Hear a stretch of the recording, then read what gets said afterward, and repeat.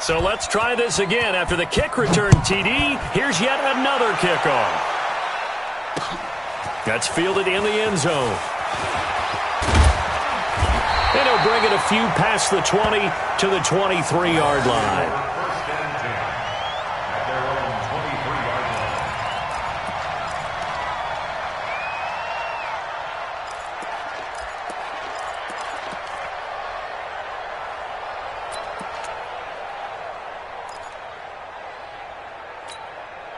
The Tampa offense ready to get their drive started. They're down here, but very much in this game. What's the tonality of a coach's talk when a game is within striking distance like this at intermission? Typically, what they're doing is emphasizing the things that went well in the first half and wanting more of that. Sure, you've got to go over some of the errors and clean up some things because there's a reason you're down. But overall, I think they want to stay positive, stay up with this team. We're just starting the second half, and we've got the football. Let's go ahead and punch it in, and then we'll take it from there. See how that recipe works. From up near the 40 now after the big play to start. Here's another 1st and 10. Ready. They'll set up to throw. And he finds Howard complete. And he'll be stopped right at midfield. It's a gain of 11, and the Bucs have a 1st down. One of the advantages of zone defense, as I remember it, is being able to see the play develop in front of you. One of the disadvantages, when they find those levels where they can hit you with it. Sometimes behind the corner and in front of the safety, it makes it tough to defend. He'll look to throw. And nowhere to fit that football in. It's knocked away and incomplete. He was looking for Brashad Perriman, and it's 2nd down. They don't get the hook up there, but you really have to marvel at how precise he's been throwing the football these last couple weeks. Oh, that's a perfect word for it, precise, because if you're at 70% or better 2 weeks in a row, you have a job as long as you want one in this league, won't you? I mean, let's face it, it's not just West Coast offense either. He's putting the ball downfield as well. And they're going to get him behind the line yet again as his nightmare afternoon continues. No gain on that one as it brings up a 3rd and 10. Now, they struggled to get him rolling on the ground in the first half, and that's sort of continuing here in the 3rd quarter. Yeah, but I don't think it's time to abandon the running game. I would say keep feeding the horse, and I believe he'll eventually reward them, especially as we get deeper in the game. Big play coming up. Here's 3rd and 10. I would expect to see some pressure here. The pressure drops off as they look to throw. And he'll go down, but not before getting this inside the 30.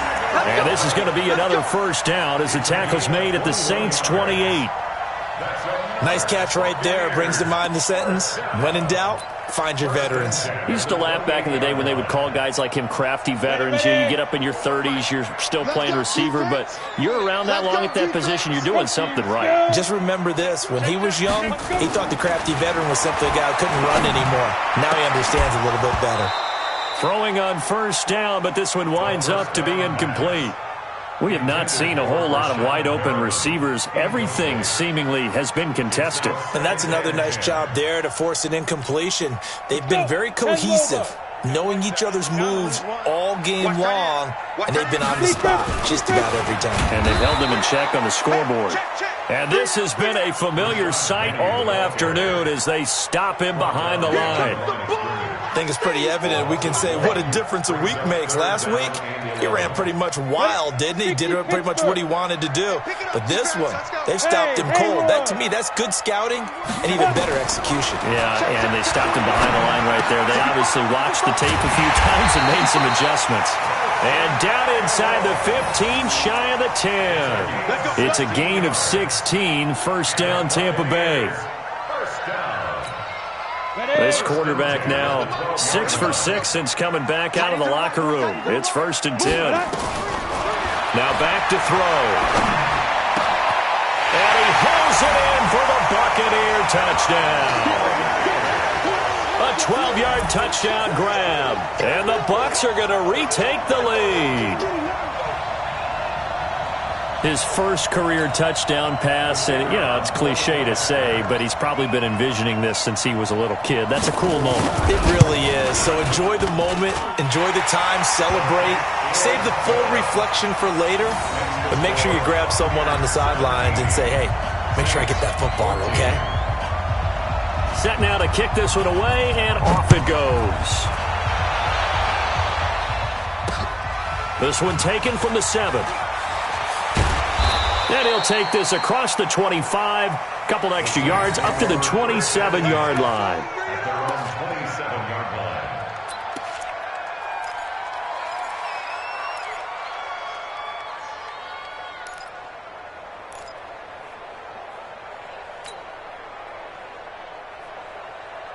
The Saints offense on the field, ready to get their drive started. They had gotten the lead with the opening drive touchdown in the third quarter. Now they relinquished that lead back. Could be in for an interesting second half. It certainly appears that way, doesn't it? Almost turning into one of those pendulum games, right, where it swings back and forth, and who's going to make the play that changes that maybe it puts it on one side and keeps it there.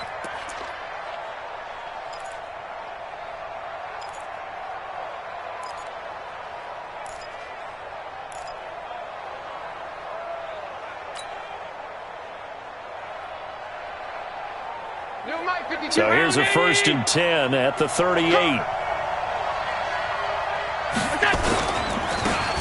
to give this time to the tailback. And he is met in his tracks behind the line of scrimmage. That's going to go as a loss of 1 on 1st down. He has elite instincts from his linebacker spot. He's able to diagnose the run and flies in like a missile to stop that one behind the line of scrimmage.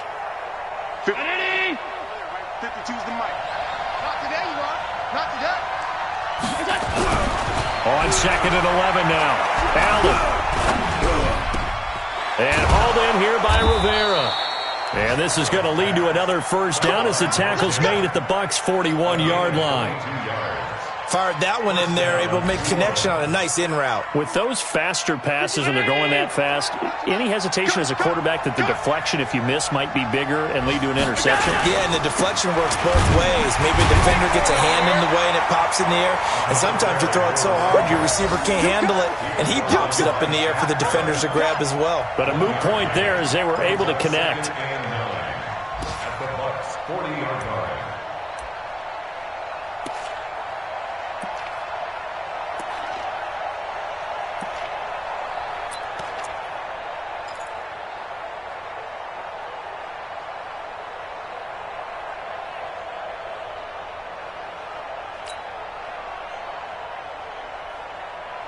Here's 2nd and 9, just a yard on that last run. Here we go. Wait, hold.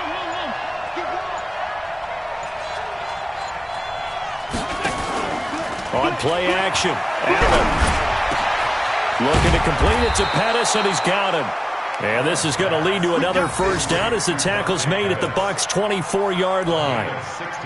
One thing I can say pretty safely, that route is not called if you don't have a guy who can throw the ball and put some mustard on it. Because if you're going to lollipop it in the middle of the field, bad things usually happen. It takes a strong-armed guy who can rifle it in there, and they were able to successfully complete that one.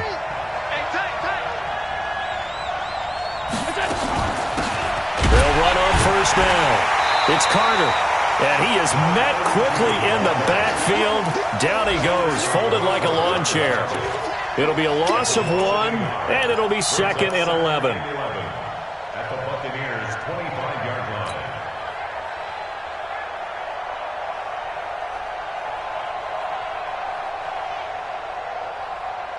Where's your 52? 52's the mic. Here we go. Here we go. Here we go. Now a handoff here to his running back.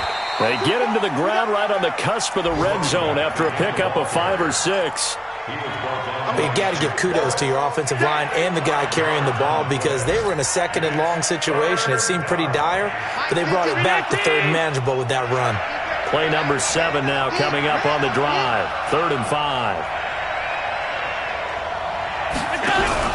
Here's Allen.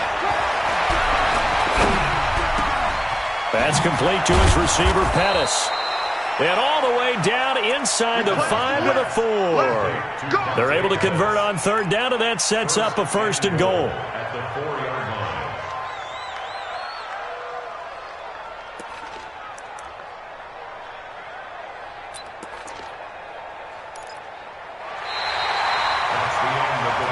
And they're not going to get to the line to run another play. So we will switch ends as the third quarter has come to a close. We'll return with more after this break. You're watching the NFL on EA Sports.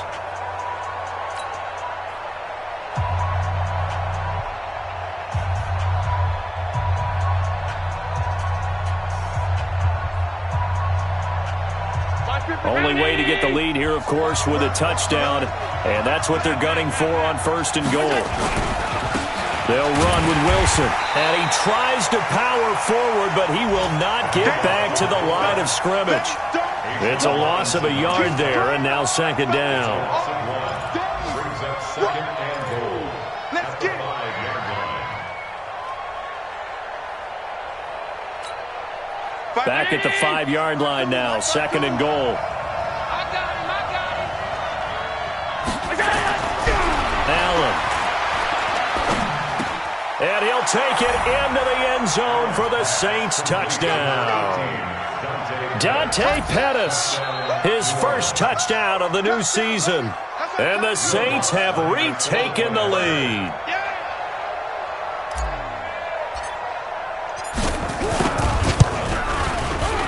Lutz with the extra point, and the decision to just kick the extra point winds up successful. 21, Buccaneers 17.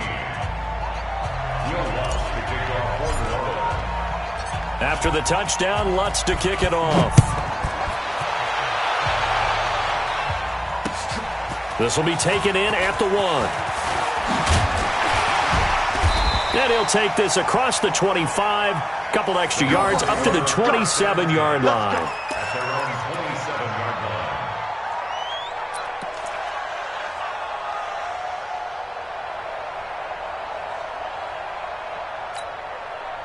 The Bucs offense set to begin their next possession. And they had to wait a long time to get the football back. Probably not what you were hoping for when you got an offense that's humming. Agreed, what you were looking for. And the Saints pressure gets him. Brought down for a sack. And when you go 5 wide like they just did there, you can't really max protect, can you? No, you cannot. What you're hoping is that by going 5 wide, you're forcing the defense into coverage. And if you do that, you got a chance to find some people downfield. But if they audible themselves and go into a blitz, then it's got to happen right now. Or lights out. Or exactly right. Turn them out. That play's over. And now a throw here secured by his running back out of the backfield.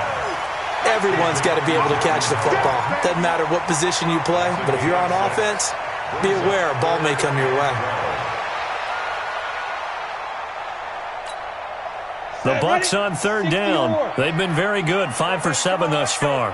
This is 3rd. Hey, Charlie. They'll drop the throw. Nowhere to escape, and he goes down. Marcus Davenport, the first rounder out of UTSA with a sack. Great job defensively. I think he was trying to go through his progressions, find someone to get rid of the football. Before he knew it, he was on his back. So that just brings us right back to what you said in the beginning. A great job defensively. Nowhere to go with the football. That led to the sack. Nice job bringing that one back. 14 on the return. And the Saints will take over with a 1st down and 10.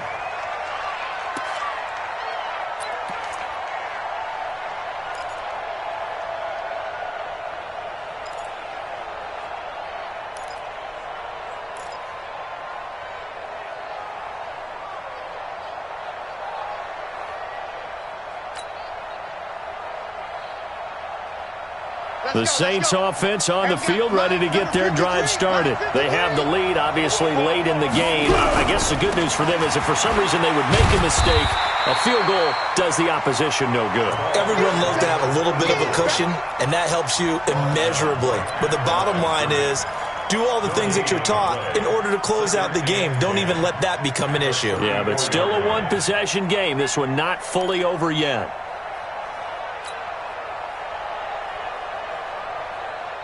So after the run for no gain, here's 2nd and 10. And he'll give it here to his running back.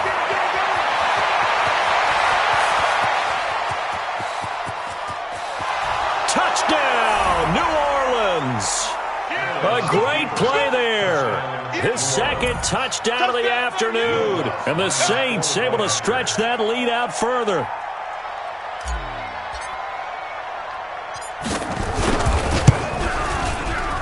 Lutz good on the extra point, and the decision to just kick the extra point winds up successful. Buccaneers 17.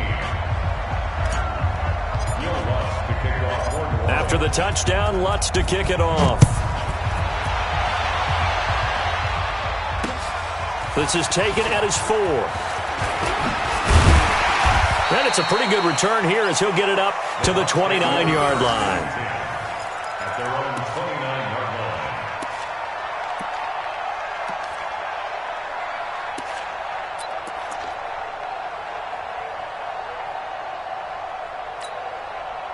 The Tampa offense ready to get their drive started. And on the last go-around, they really couldn't get anything going. They had to punt from deep inside their own territory, which means you're going to lose the field position battle as a general rule. What they're looking for now is a little more consistency, move the ball at least a few times on offense, get a couple of first downs, and hopefully flip the field. Yeah, just something to build off of. That's what they're looking for here. Clock running, under 4 to play now as they come up on 1st and 10. Looking to throw. He finds his tight end, Howard. That's complete. 5 yards on the catch there, brings up 2nd down. They're giving those short little routes, tackled him in bounds too. They're just not wanting to get beat over the top. Yeah, and if you can't really get downfield, take the short routes. But now you've got to have guys who can actually break tackles and increase those gains. 2nd and 5 after the 5-yard completion on 1st down. 2nd and 5. Throwing right, and that's complete. And this is going to be another 1st down as the tackle's made at the Saints' 37. But correct me if I'm wrong, you're down 2 scores. I don't think you need to rush just yet, but you can't take your time either. Yeah, even if you don't want to commit to full 2-minute offense, you have to up the tempo, up the urgency. Maybe you're starting to call 2 plays in a huddle each time you snap the ball. So in Saints territory now, here's 1st and 10 at the 37-yard line. The throw over the middle taken in, and they'll wind up getting this one all the way down inside the 20. Chewing up big yardage. Another nice gain there. This one goes for 20. They'll set up a throw. And he's got it. Back-to-back nice gains. That one for 14 yards and another first. And now, defensively, they're going to burn their first timeout. Remember, they get an extra time built in coming up here shortly at the 2-minute warning.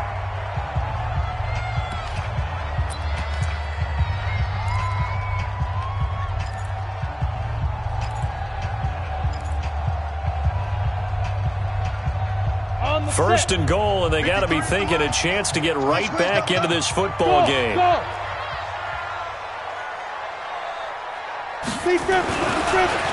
stick with the passing game as he looks to throw. And he's into the end zone. Touchdown, Buccaneers.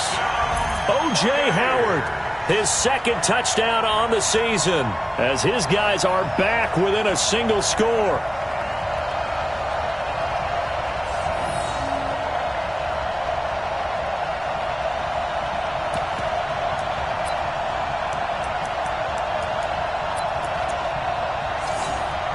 There's certainly some importance to this one now. After the touchdown, they could get this down to a field goal with a 2-point conversion.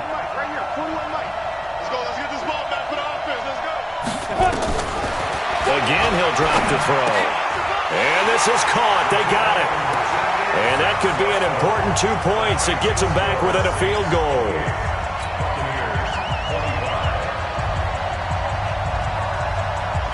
So just a 3-point game now as they send this one away.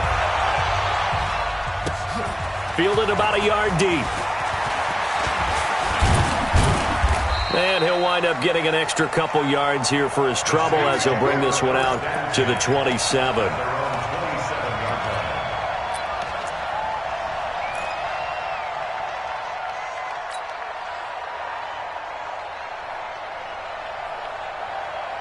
The Saints offense on the field ready to get their drive started. After the touchdown we just saw, we have a brand new ball game. And now look at the situation. You've got plenty of time on the clock. Defensively, they have 3 timeouts. So do you run the football here or do you throw it? I think you have that full conversation with your offensive unit, and you tell them, here's the situation. They've got all their timeouts, so we are not going to play this conservatively. We've got to attack them. We've got to make them use those gain the ground that we need in order to put this game away. If you think we're just going to run it 3 times and punt it, you got another thing coming. Yeah, and by the way, also the 2-minute warning in play, so essentially 4 timeouts left. They have to be aggressive here. Now a man open down the middle of the field and able to rip off a big chunk of yardage before being dropped inside the 40. An excellent pickup of 20 yards.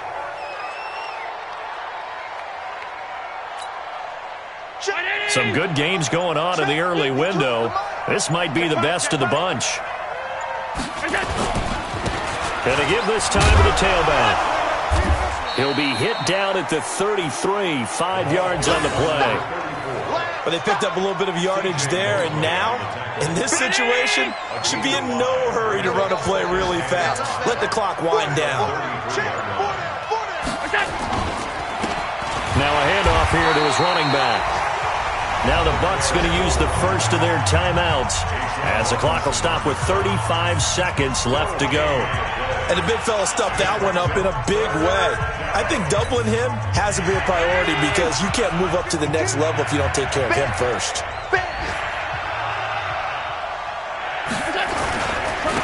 And he'll give it here to his running back. And he won't be close to a first down as he runs into a wall right around the line of scrimmage. Don't be mad. Don't be mad. You know it coming. You know where it came from.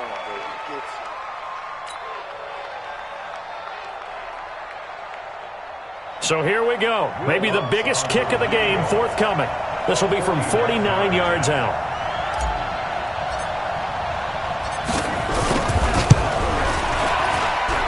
And that is not going to get there. Oh, he missed it short. It's no good. And this score will stay right where it is. Now, if this was a clear day in September, I'd say this is well within his range. I'd feel very confident about this kick, but let's be honest about it. In these elements, the difficulty level gets ratcheted up by at least a factor of 5. The Bucs offense set to begin their next possession. They only need a field goal. Obviously, the clock a huge factor. They'll be watching that. What do they need to do here, Charles? Your sequence of plays has to get you out of bounds. Completions, get out of bounds, gain some yardage. Then when the clock hits 7 seconds or left, now you've got a decision. Are you in field goal range or is it Hail Mary time? Because from 7 seconds down, you don't want to take a shot that you're going to have another play. We'll see how they handle it. So line of scrimmage still the 39 on 2nd and 10. He's back to throw. He's got this one complete to Perriman. 19 yards to pick up there. Move the chains. That's what they need right now. Get the first down, get out of bounds, stop the clock. Just playing smart football, understanding the situation, making the plays necessary, and making sure that clock stops at every opportunity. Let's go. 18 Gator. 53. Mike. Are you getting heavy? Hey. High 7. Now. They'll look to throw. He's got the first down here inside the 30. And he is out of bounds, but not before he's inside the 30. It's a gain of 16. First down, Tampa Bay. First and 10 at the 26-yard line.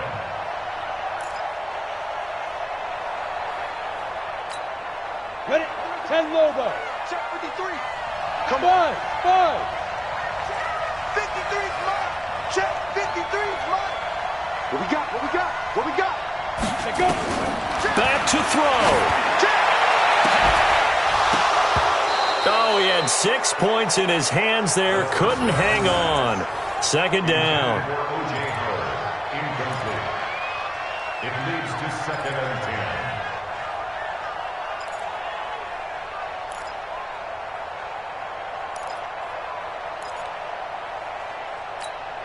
So the field goal unit is on the field as this is a big spot right here.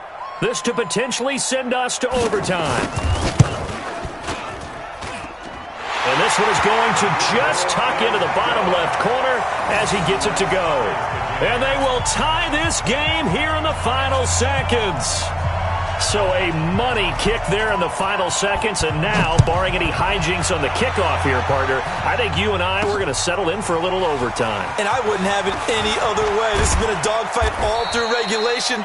No reason to think it won't continue in the extra period. And we have free football. Overtime. Here we go, my friend. And the way this game played out, this is exactly how it should end, going to overtime, because neither one got an advantage today. It's a little teaching moment here. Overtime rules. Remind us how this goes, partner. Okay, so in the past, we had sudden death. First team to score wins, but no longer. Now, if the team receives the ball, scores a touchdown, they win the game. If they kick a field goal, though, or don't score, the other team gets a possession. And after both teams get a possession, then we're into sudden death. First team to score wins the game.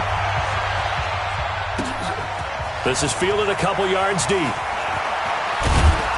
And all that work, but he stopped where he ultimately would have been had he simply taken a knee, and that's the 25-yard line.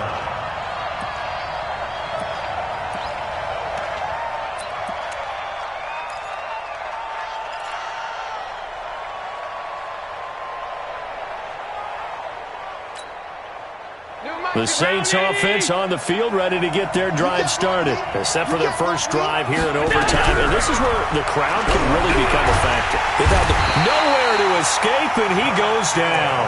Josh Allen, credit him with a sack as he buries him for a loss of 10. Well, so much for setting the tone of the drive offensively. Giving up a big sack that loses that kind of yardage, not a great start.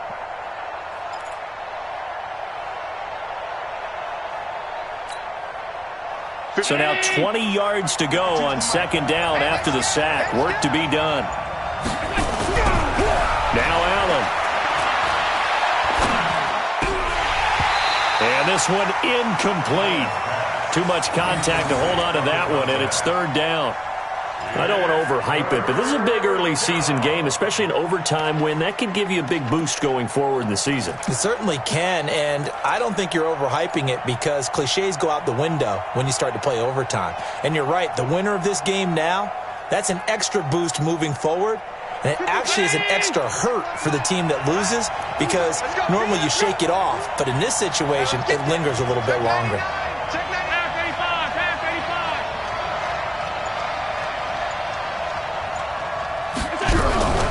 So they fake the handoff. Now Allen. He'll rifle this one deep right side. And that'll be incomplete. Well, they took their shot all right, but it comes up empty. And it's fourth down. Well, their defense did its job. Now they're going to get the football with a chance to win it. And it feels like they ran out on the field, and right before they did, they told the offense, don't worry about this. We got you. Okay, we got the situation under control. We'll get it back for you for a chance to win the game. And, boy, they did it well. So a change of possession here on the punt. And the Bucs will get ready to go on offense.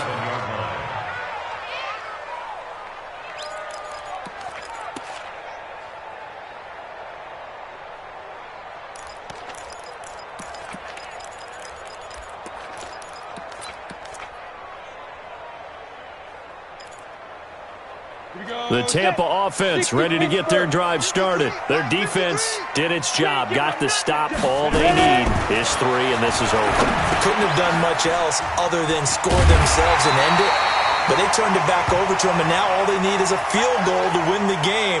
An excellent job by the defense. Can the offense finish things off? Yeah, part 1 is done, now part 2. 8, read. Mike. Let's go, tight end. Let's go right here now. Hey, exit. 53 is the mic. 53 is the mic. Hey, let's get that ball, dude. Let's get that ball right here. 52. They'll look to throw here on first down. Completes it to Aguilar. And he'll be brought down at the 45-yard line. Back-to-back completions, and that puts them in enemy territory. And we're always looking for that elusive term, momentum, aren't we? And I think they're building it with the back-to-back completions. Now they feel like they can either take a shot or continue to build it the way that they're doing now. Safe throws, get it to their playmakers, and see what happens. There he goes left side. And he's into the end zone for the touchdown and the game winner in OT. Now, partner, a great game that we got to see and making it extra special. Not only did I get 4 quarters with you in this one, I got some overtime, a little whipped cream on top. Look at you, trying to make this whole thing palatable. I just want you to pay for my meal later. You really just wanted 4 quarters what you wanted. But how much fun was that? We had that type of a game where we got us to overtime, and then we get the dramatic ending to finish things off as well. What a game. So for Tampa Bay, they used a favorable early schedule to their advantage as they move to 2-0. And they will hit the road next week to take on the New York Giants. Meanwhile, for the Saints, they'll fall to 1-1. And they'll try to turn it around next week as they head to Atlanta for a matchup with the Falcons. So for our entire crew, alongside Charles Davis, I'm Brandon Gaudin. Thanks for watching, everybody. We'll see you next time.